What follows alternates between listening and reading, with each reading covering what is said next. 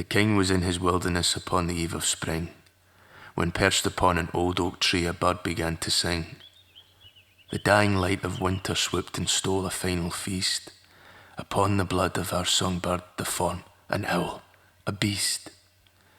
And from the severed chords of spring came forth the beckoning void, and from that deep spoke to the king of war and blood-soaked soil.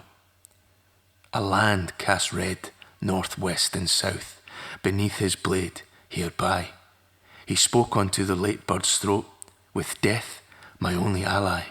No leaf will fall upon a blade of grass, no mariner will drown beneath a wave. That is not reigned upon by me, I, the conqueror, this world, a slave.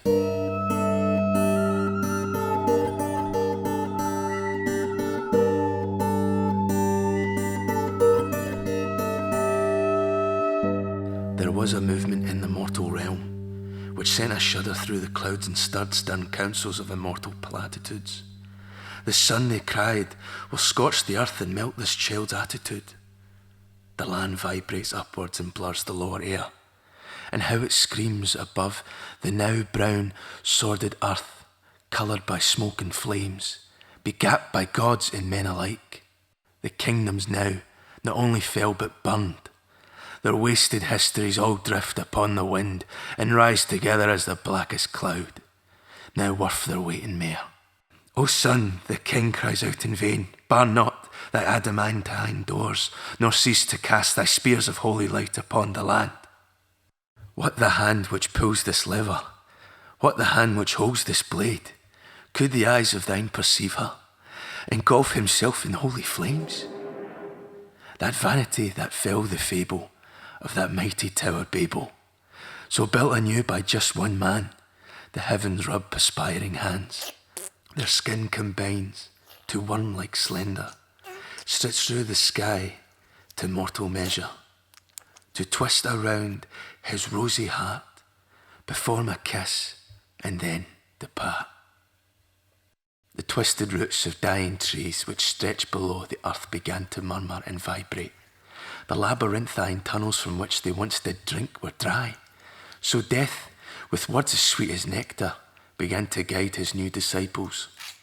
They moved as serpents, eyeless, scentless, smooth. A thoughtless mass, but for the hand of death which guided, they rose and sprouted, glowing forth before the king who lay upon his chamber floor, the worm of God, slithering sin. Vile worm, spoke death. You wriggle from a braver man than thee, upon thine belly like the first, and from a region dark as hell, and smeared in excrement no less. May ye return to heaven's golden pillars, lest I avert my hollow eyes from thee. The worm spun a web of mucus to the sky, where round an ivory table gods conspired. The glowing root produced the sap above the king's unmoving jaw. A single drop unto his tongue brought rushing back breath to his lungs.